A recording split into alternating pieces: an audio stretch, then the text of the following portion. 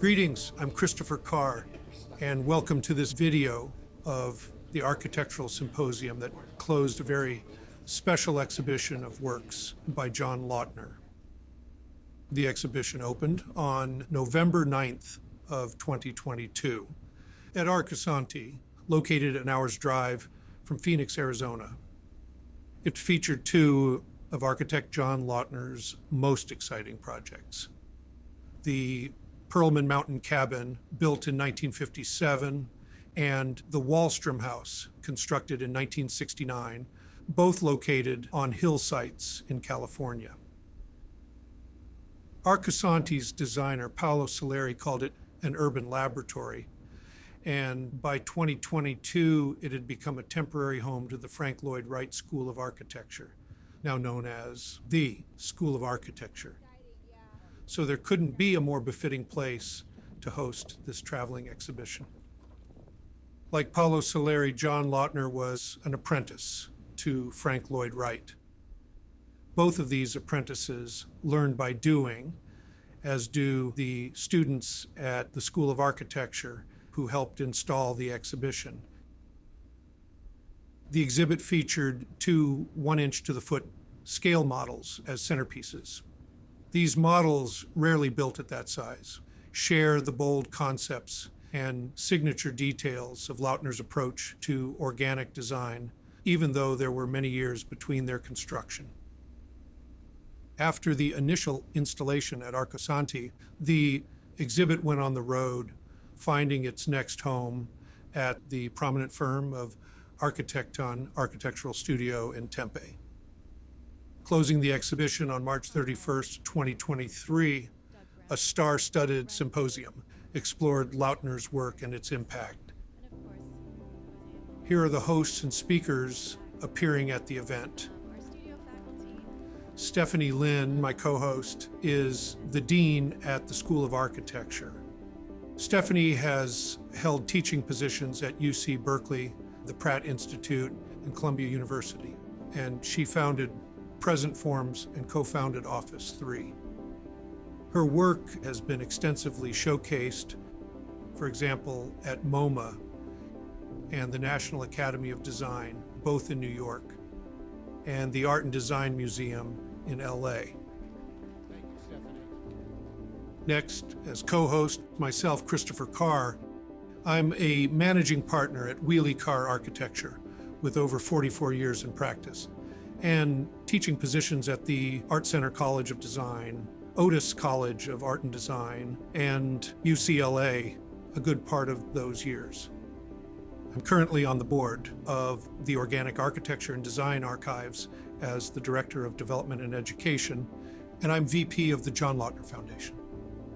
As a partner at Wiehle-Carr Architecture, I've played key roles in the preservation of the John Lautner designed Goldstein office and the Isley Guest House, with plans for a new expansive residence and improvements across the encompassing 2-acre Rigler estate. And in 2007, the restoration of Frank Lloyd Wright's iconic LA landmark, the Ennis House. Speaker Louis Wiehle is the principal architect and partner at Wiehle-Carr Architecture.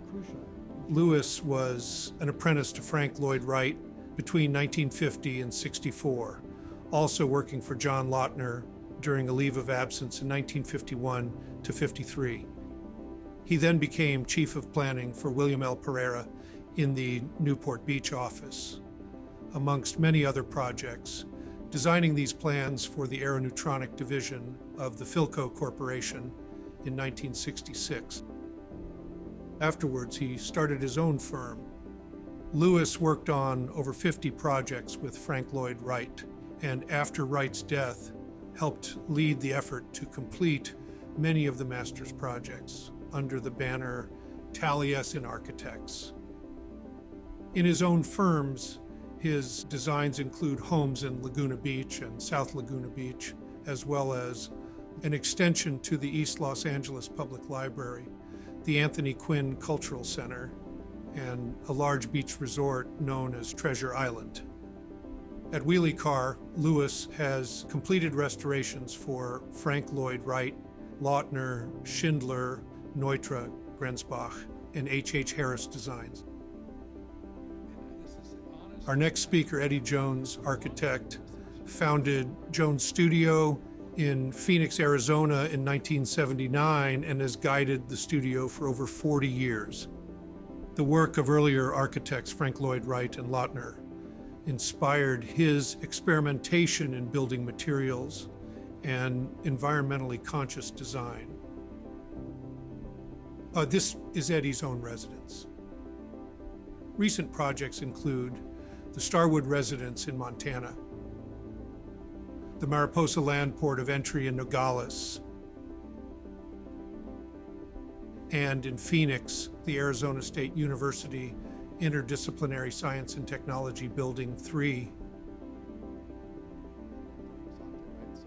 Our next speaker is John Kane, architect, founding partner and design principal of Architekton for 35 years. As a firm, Architekton believes there is a responsibility to be good stewards by creating a net positive contribution to the environment.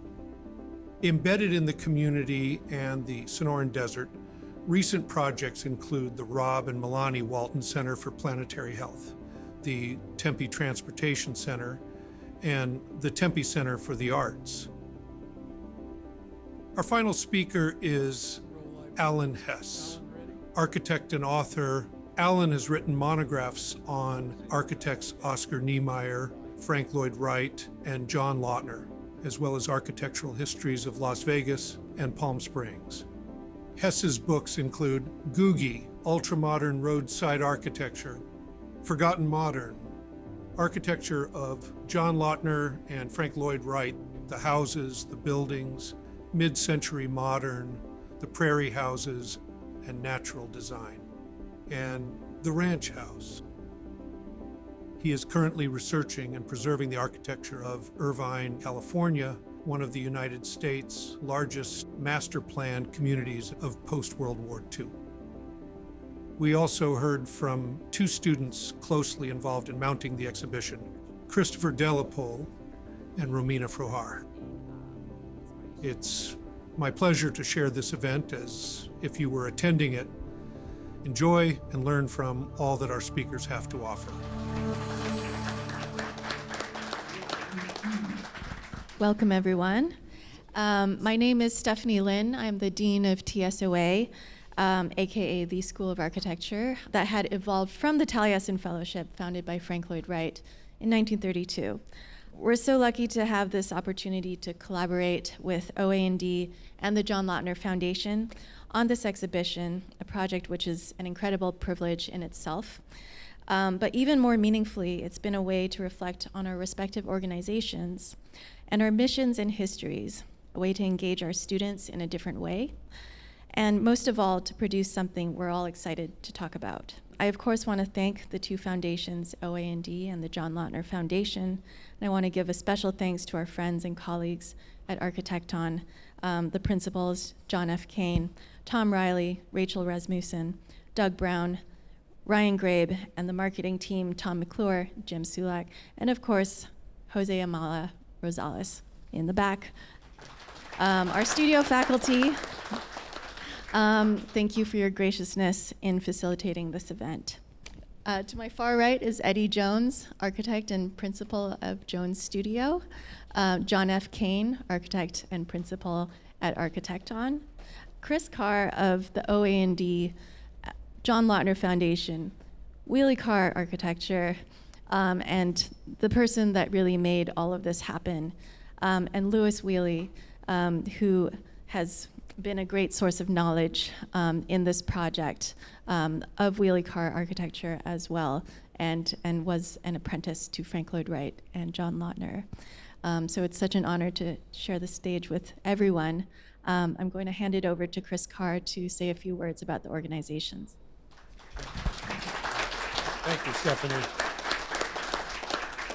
It's been a journey since October of last year when I made a phone call to Stephanie and said, would you like to have an exhibition about John Lautner.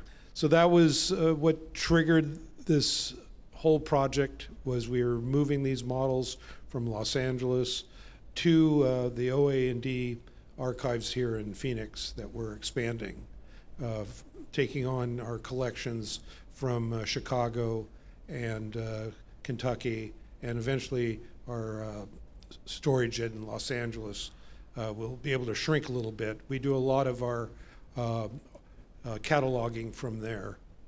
I think that's one thing that's very special.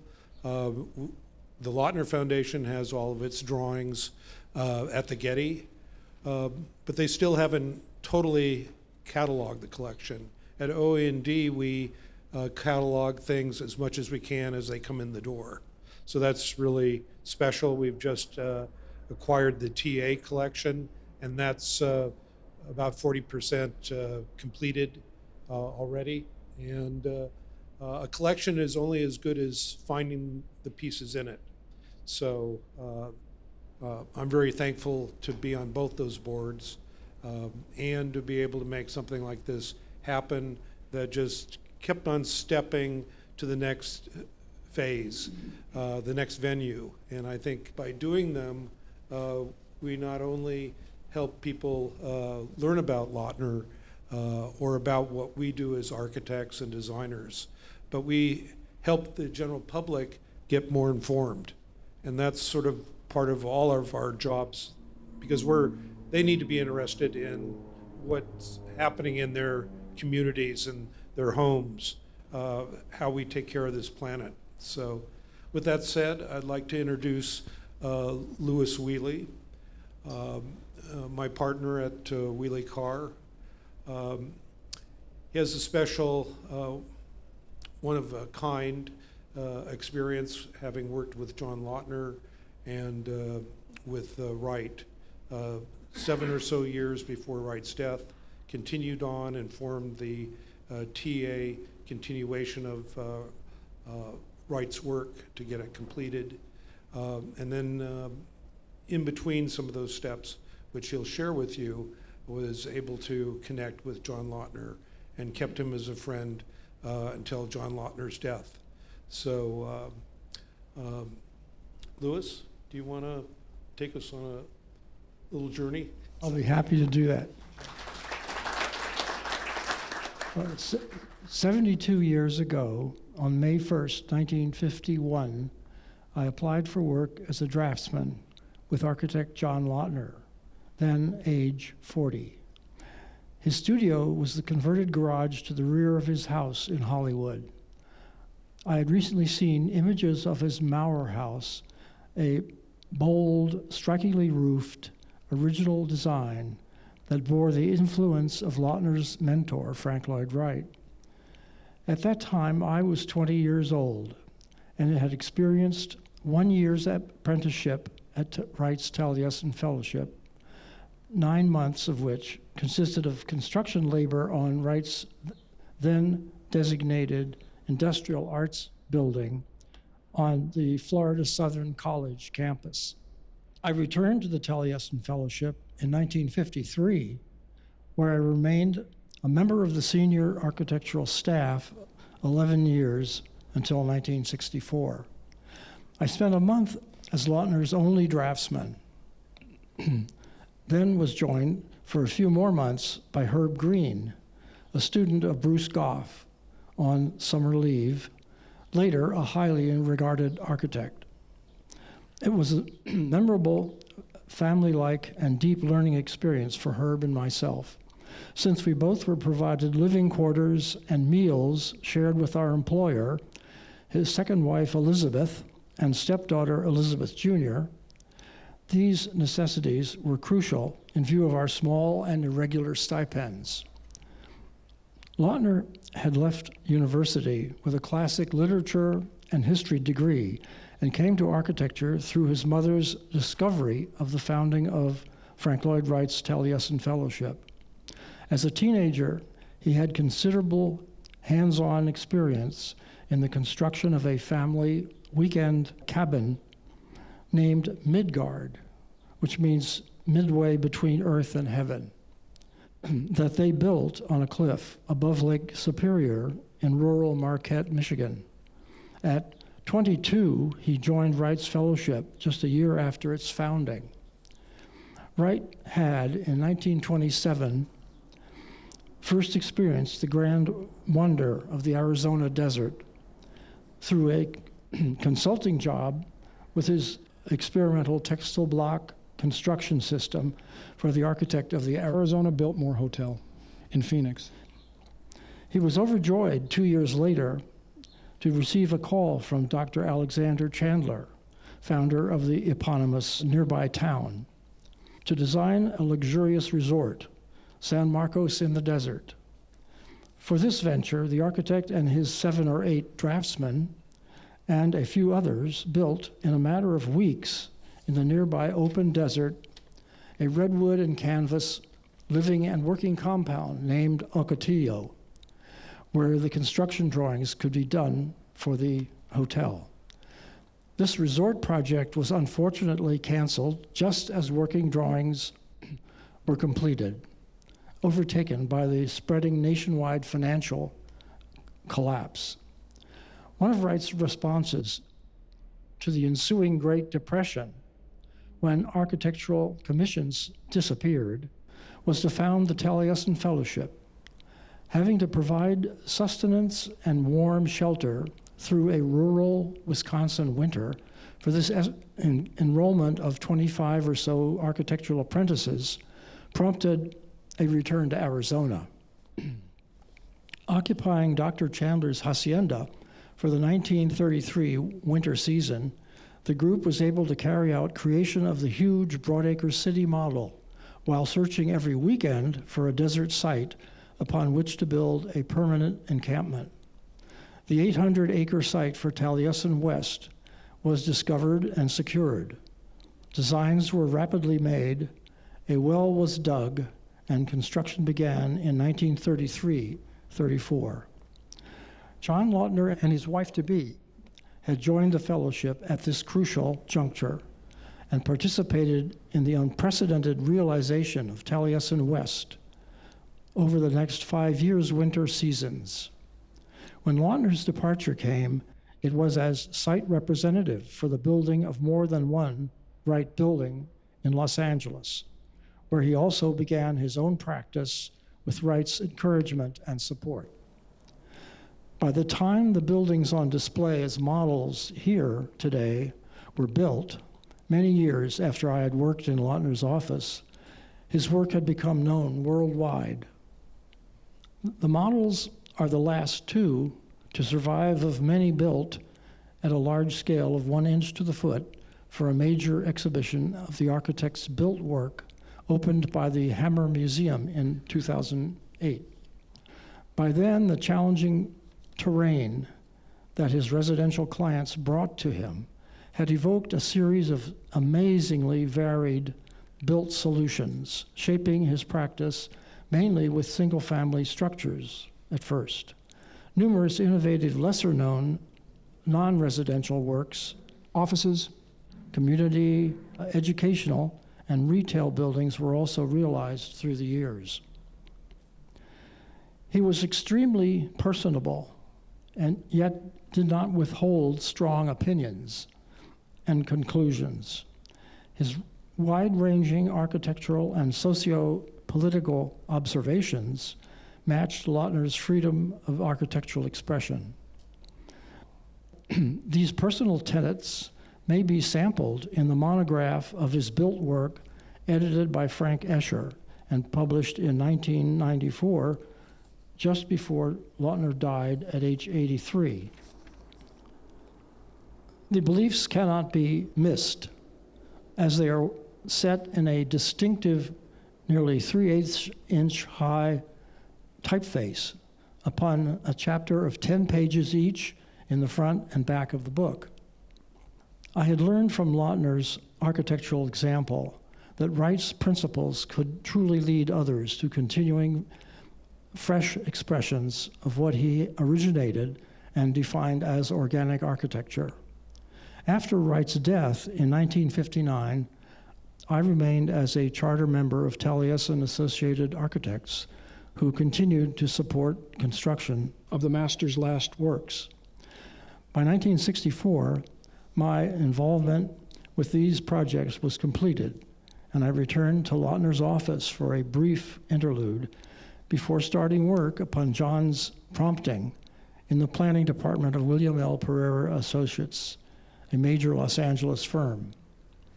Advancing to chief of planning after 3 years in WLPA's Irvine office and managing over 18 planning projects in 7 years tenure there, I left to establish my personal practice of architecture in Laguna Beach in 1971.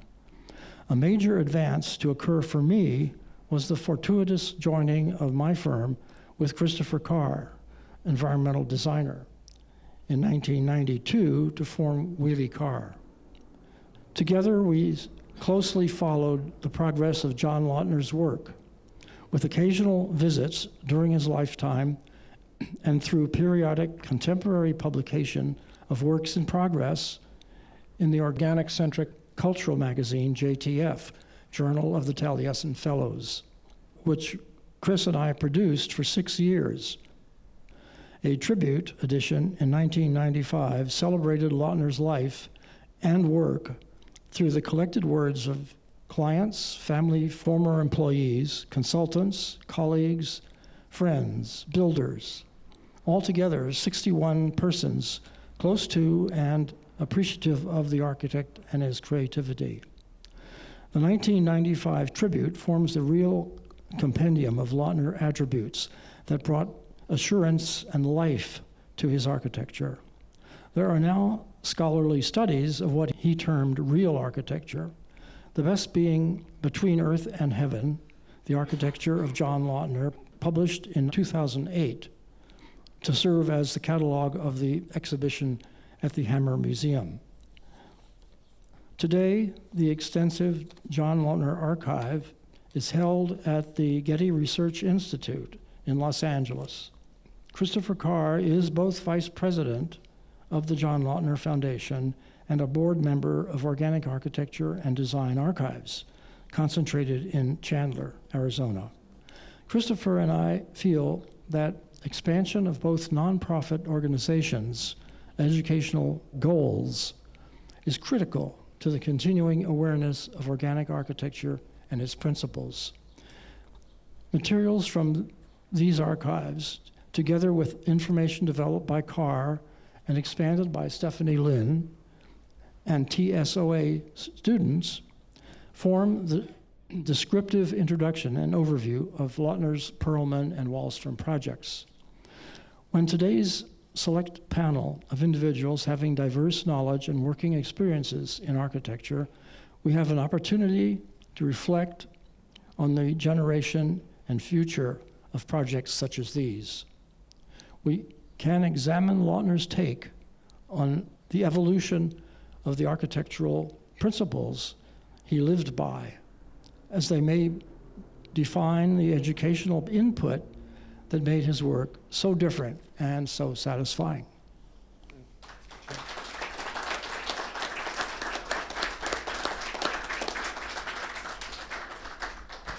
Thank you, Louis.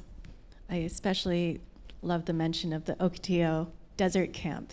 It really resonates with the school and the recent transition that we've gone through. Really exciting time. Yeah. So I'm going to talk a little bit about the exhibition process itself. So as Chris Carr mentioned, he contacted me in October of last year about hosting this exhibition on the Pearlman Cabin and the Walstrom Residence to open in time for the 90th anniversary Taliesin Fellows reunion in November. With only 4 weeks to prepare the materials, the curation, the gallery space, the exhibition design, the graphic design, and the promotion, I obviously immediately said yes. I did say I gotta check some things, but within a few hours I said yes. As Lautner was an early fellow of the Taliesin Fellowship, this presented a meaningful and exciting opportunity to reflect not only on Lautner's work, but the rich history, legacy, and currency of our 90-year-old educational experience at TSOA. The first edition of this exhibition opened in early November across 2 small rooms at Arcosanti, facilitated by the Cosanti Foundation, that students ambitiously and successfully renovated into a continuous gallery space, demolishing doors and partitions, replacing the lighting fixtures, installing new drywall, and at one point tripping a breaker and not being able to find where it was in the building, leaving almost the entire building without power, but only for a few hours. No big deal. But what is our school without these experiences of learning by doing? There literally isn't a crisis that we can't deal with at this point. Almost 3 months later, it's true. Almost 3 months later, the second installation of this exhibition was led by our student, Christopher Delapole, who adapted its design from Arcosanti, designed by Chris Carr, to Architekton, and made decisions around how materials from the 2 house projects relate and connect to each other in a new space. Romina Frohar, first-year student, brand new student actually, assisted Christopher with the installation and curatorial choices, guiding decisions on the fly, and really facilitating the design and production of the exhibition. Alex Martinek, steady as he is, was an indispensable support to this student-led process. Phoebe Rose, our spring semester immersion student, who couldn't be here today, also lent her professional gallery experience in mounting new materials and signage. And of course, we got help from all of our student body with the event, the setup, and the moving, and all of the other details that come with installing 2 exhibitions back to back.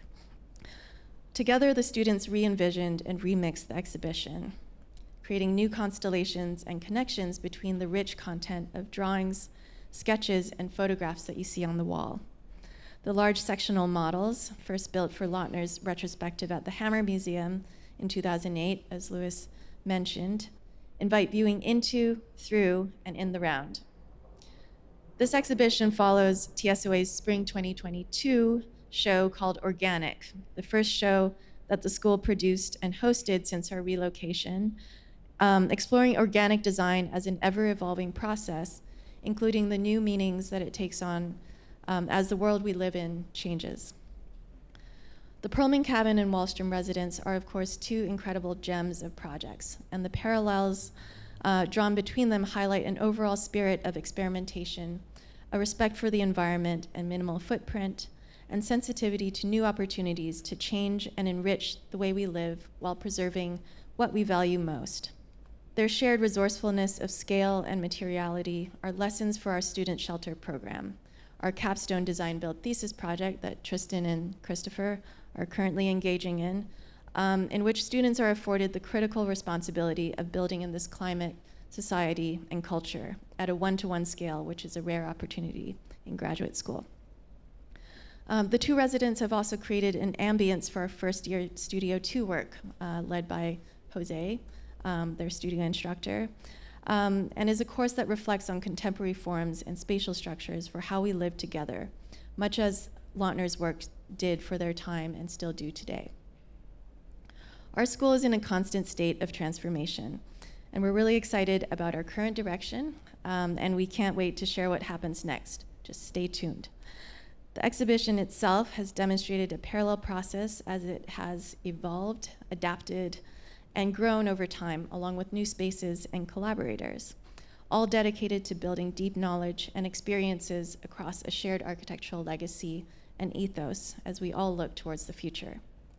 Thank you again for including us. I'm going to hand it over to Romina and Christopher to say any words that they think would add to this conversation.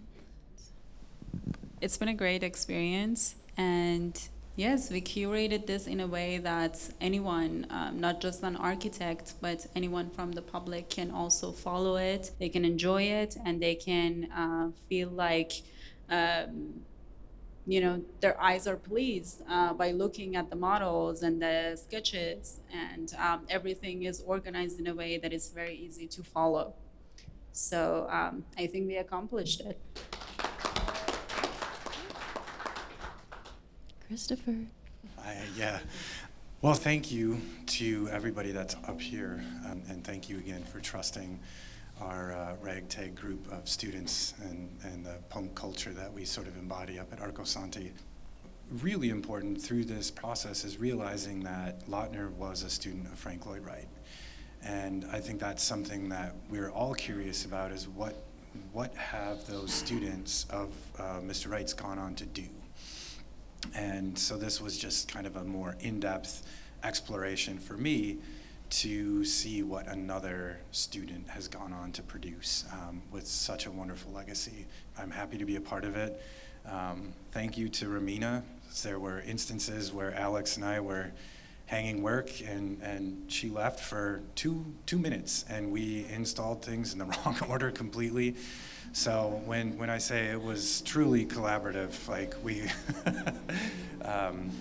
we make a good team though. So. Thank you. I'm going to hand it over to Eddie, architect of Jones Studio, of course, and board member of TSOA. I think I was teaching at Taliesin before Stephanie was born. So I've been around a long time, but now I'm a board member. I'm very proud to say that, to a founding Board of Governor member. And so I've been witness to all of the crises that, we've overcome. And this is the honest truth. I have never, as long as I've been associated with the School of Architecture, I have never been more confident than I am now at how the students are soaring and the school's soaring, and it's a kick-ass place to get an architectural education. That said, I have a story to tell you about the Pearlman Cabin. And it started when I was a sophomore at Oklahoma State University. My professor, and he was the best professor I ever had, named Wayne Bartels, and he had a 4-year-old daughter named Tanya.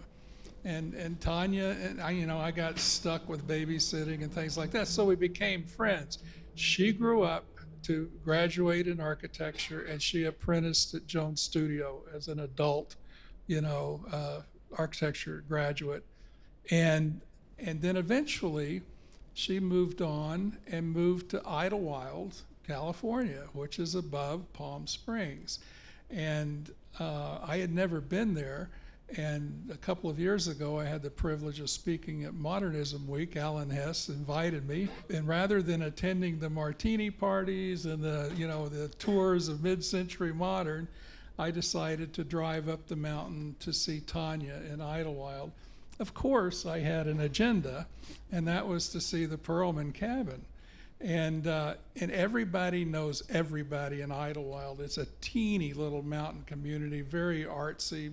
You'll fall in love with it.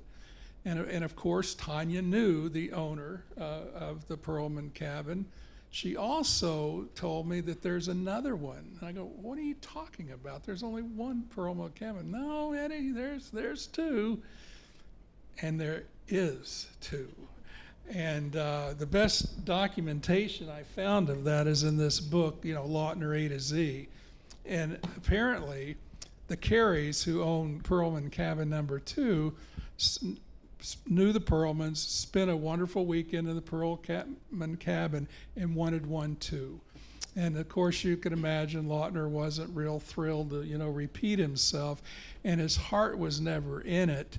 And if you squint, it is Pearlman Cabin number 2, but there are two things that prove that, you young people as architects, if you ever let go of construction administration, if you ever stop going to a construction site, anything can go wrong.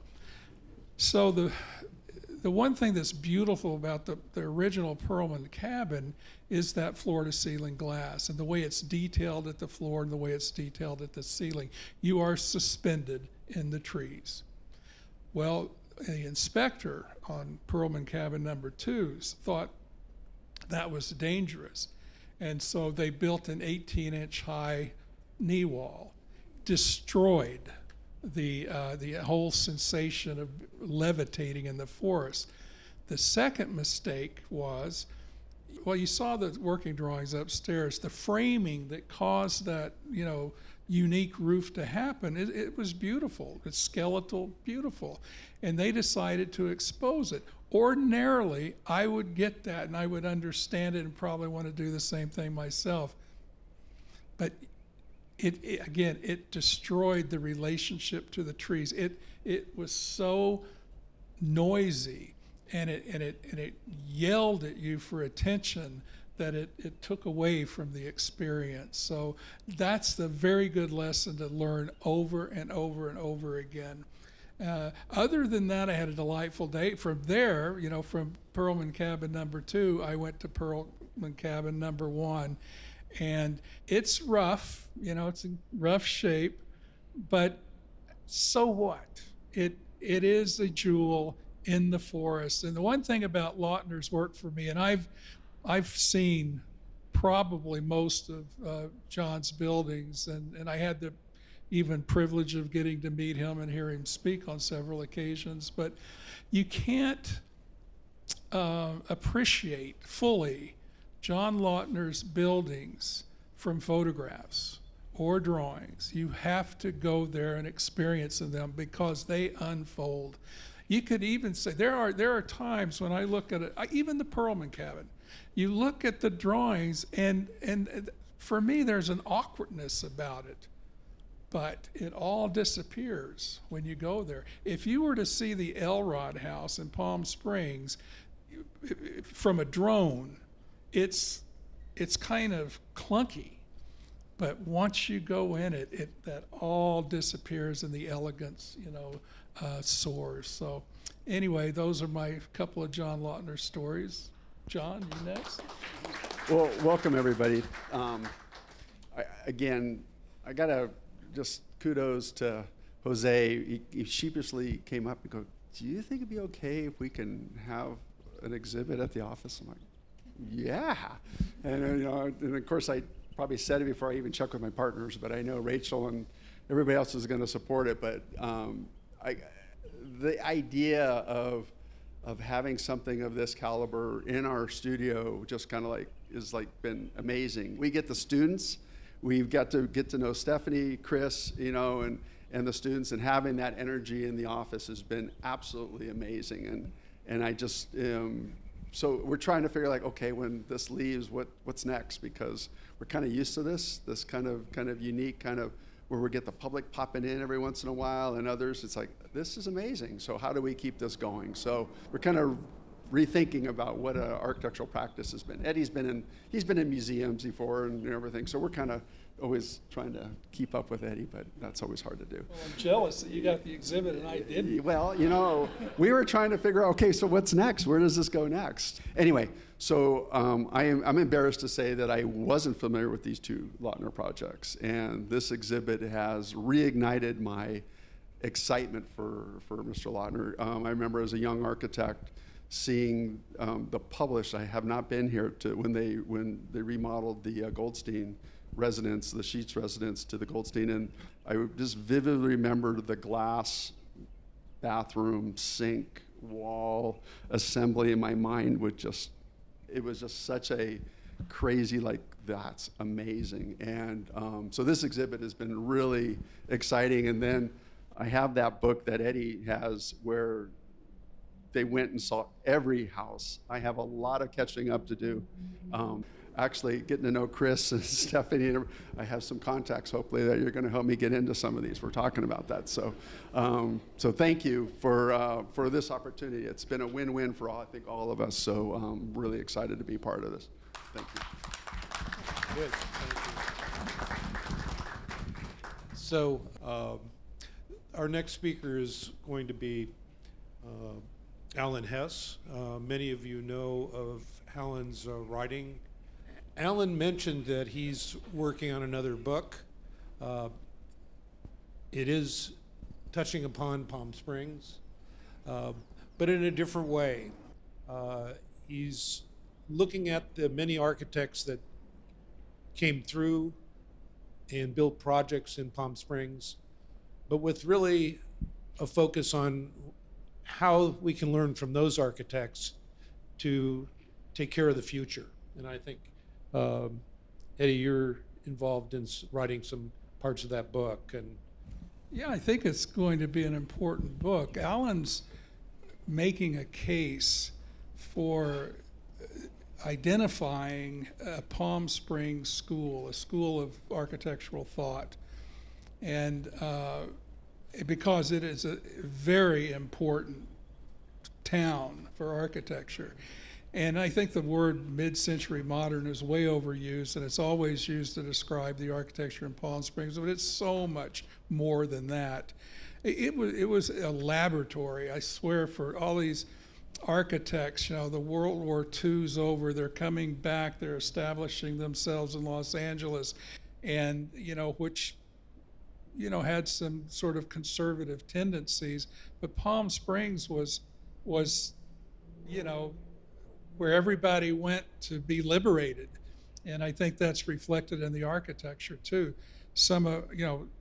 I mentioned it earlier, the Elrod House by John Lautner is an amazing piece of architecture. And then Bill Cody, Frank Lloyd Wright even designed a house there. Neutra has a very important project there, as you know. I hope all of you can make that pilgrimage someday. I've been so lucky in my life that I get, sucked into these tours where somebody has arranged for these houses to be open. You can't even get through the gates, to some of these subdivisions, but to be able to get through the gate, get through the front door, and experience the architecture. There's nothing I would rather do. And of course, it's influenced my career. It gives me courage. It's like, damn, water can just flow over the edge of a pool like that, and a staircase can, go between the waterfall, and oh my God, the glass wall moves, and this one pivots out, the entire living room ends up outside. It's like, okay, we can do that. And so I'll never stop seeking out architecture. I get hungrier and hungrier.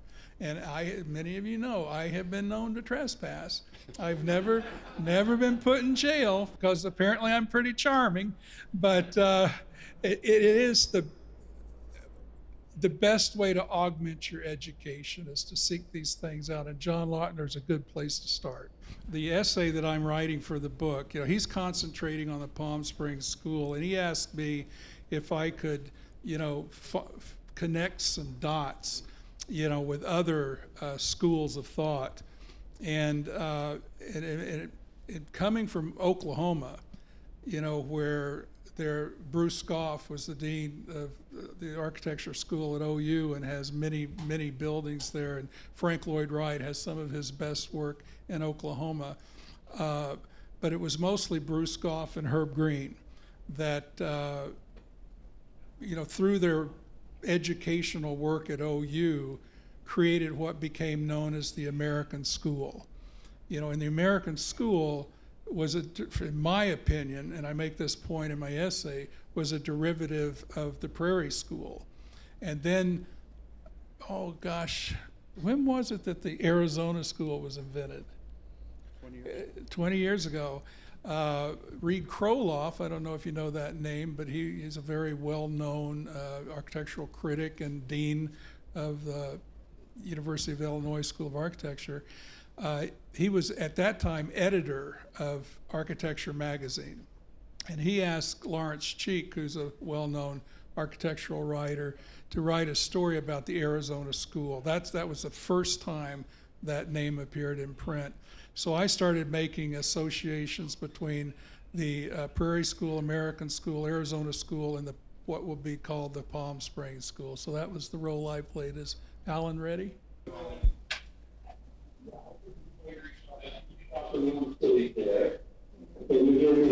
Yes. Yeah. I was writing an article for Fine Home Building magazine about the Mauer House, a 1947 building house in Los Angeles by him. And for that article, I got to spend an entire day from early morning till late into the evening. And the thing that I can still remember is the light and how the house picked up the light through the day and how it reflected, everything from the garden around it into the evening when the lights of Los Angeles could be seen in the distance. It was just such an impressive architectural space that Lautner designed. As Eddie was saying, often you look at the outside of Lautner buildings and they aren't necessarily the most impressive thing. They aren't as composed because it was the interior space. Architecture is space. And Lautner, boy, he just really understood that. So when I finally got to write a book on John Lautner and his career and visit so many of these houses. Anyway, I won't talk anymore about Lautner at this point, but I really appreciate the purpose of the Organic Architecture Journal, because what I have been aware of over, I don't know, a momentum that is building over the last just couple of years of renewed interest and renewed research into all aspects of organic architects and architecture and their concepts. And that's what I wanted to share with you here today. This event and the exhibit is part of that. There is a film documentary on Herb Green, which is in production right now. Herb Green, of course, was a student and colleague of Bruce Goff. One interesting thing which I've just recently learned is that the Chicago Art Institute, where Goff's archives exist, is going to mount a major show on Bruce Goff in 2025. So that's something. Think of the impact that that will have to bring people to the awareness of organic architecture. Then over the past couple of years, there have been any number of books, new research on different architects. Randolph Henning wrote about Aaron Green. Keith York down in San Diego is collecting research on Sim Bruce Richards, again, a Taliesin apprentice. Eddie mentioned this great book, Lautner A to Z, by my two Dutch friends, Tico Sariste and Jan Rickert Kickert, which is so full of information about the houses and the spaces of the Lautner houses. There's a new book on John Marsh Davis, who is a Goff student. And there's a book underway about Foster Rhodes Jackson, who was a Wright apprentice who worked primarily in the Claremont area. And we need that information. We need that documentation. And I'm glad that it is coming out. There is, of course, the sad news that Eric Lloyd Wright passed away just a couple of weeks ago as well. But he certainly, throughout his career, not only in his own work, but also in his dedication to the preservation and restoration of his father's work and his grandfather's work as well. He was just dedicated to that throughout his life. The time is ripe for the Organic Architecture Journal and the archives to take up, a greater prominence, as they will when they're gathered, and we will learn so much and we will begin to reassess in general what modern architecture is like, what it actually was, what happened in the 20th century in the evolution. Frankly, my belief is that we have kind of a distorted picture of the course of modern architecture, that it was basically imported from Europe into America. The new research that's coming out shows that that's the farthest thing from the truth. Modern architecture began with organic architecture, with Louis Sullivan, Frank Lloyd Wright, and John Lautner, and Goff, and Alden Dow, and so many architects, which really, throughout the first 2/3 of the 20th century, organic architecture, organic modern architecture, was in competition with international style modern architecture. And it was a close race back and forth. But organic architecture was out there. It was across the nation. It was in Florida, it was in Texas, it was in Chicago, certainly in California. And that's really important to remember. That's part of the story that I think we are beginning to uncover and realize now again.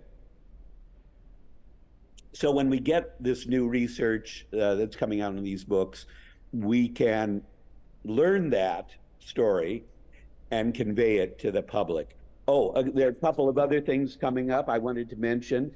Helena Arrowet, who was Lautner's close associate, she started with the Arango House back sometime around in the late 60s, I think it was.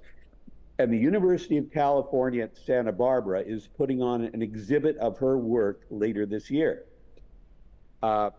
Eddie mentioned Palm Springs as well. And this is something which, in this book that I'm currently working on, Palm Springs, Modern Architecture, what I'm realizing again, that the story is not that Richard Neutra and Albert Frey came from Europe and brought the ideas of modernism to America and to Palm Springs.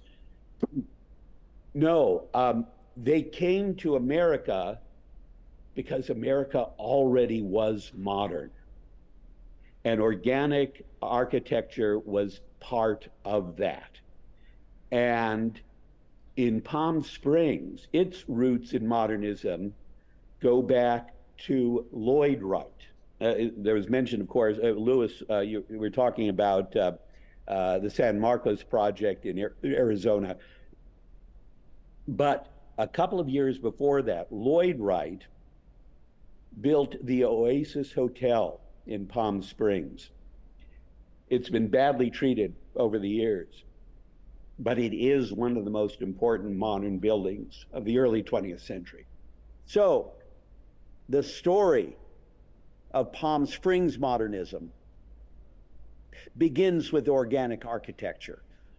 It, of course, goes on not only with Lloyd Wright, but with Rudolf Schindler, John Lautner, and many others. So this is what I mean, that we're going to be recalibrating what the story of modern architecture really was all about. Just one more example of that I want to give is that part of this story is in San Diego. Of course, Urban Gill worked with Frank Lloyd Wright in Louis Sullivan's office in the 1890s. Pardon me.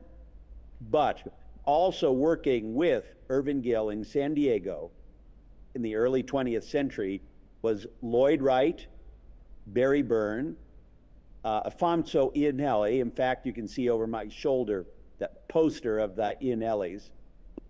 John Lloyd Wright, Sim Bruce Richards, Fred Liebhardt, Locke Pring. These were all apprentices. And this organic center of design in San Diego has been largely forgotten. There are good historians in San Diego who are working to document that right now. But it just makes me think, what else is going on? What was going on in Florida? What was going on in Texas? Throughout the Midwest? And that's what's exciting about gathering together the archives of organic architecture so that we can get an accurate assessment of what modern architecture really was all about. One final thought, which is that the time is right. I've talked to a number of new academics, architects, younger professionals who come to organic architecture with a largely unbiased opinion. As I said, there was this kind of battle between international style and organic style through much of the 20th century. The international style in public press in many ways won out, which is why it's so important for us now to reassess the facts and to present to the public what modern organic architecture really was all about. So that's all I wanted to say at this point. Again, thanks, Chris, for inviting me to this. Hello to everybody on the panel there, and I'll turn it back over to you.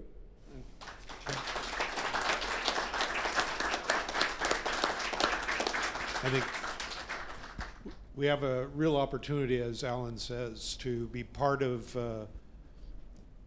the organic revival. It's always been here.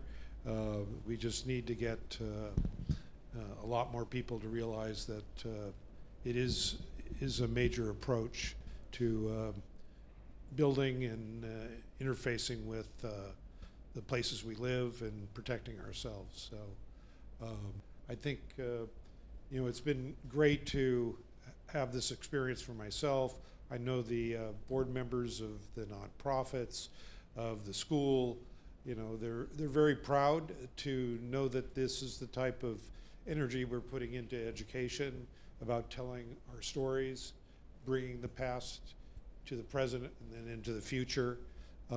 That's how we all learn, and we do something fresh and new that's built on, a beginning of breaking the barriers of architecture. I think knowing John myself, John just plow forward. The building department might tell you one thing, but I tell you that most of those houses that John built, there might have been railings there or some connection with a nice inspector that actually knew what was trying to be done, and it was able to happen. I mean, it still happens with the Sheets Goldstein house. The amazing things with the building has continued there, and they have been able to do things that nobody else in that city over the past 20 years could get away with. But it just keeps on moving through all these barriers. Education is about learning how to use these new materials, looking at new ways of building our environments, so that in that process we enjoy something anew. So thanks for everybody coming tonight and coming to the different venues. It's been great to, every time you see the models, see the work that's on the walls, you see something new. And like Eddie was saying, you go in these houses. I must have been in 30, 40 Lautner houses, and every time I go back, you see something different. You thought you saw it all, and it just opens you up again, and it's just amazing at what Lautner was able to do, and what we can do with buildings. All of you that are now on your way to your first projects out there. So thanks a lot. Okay.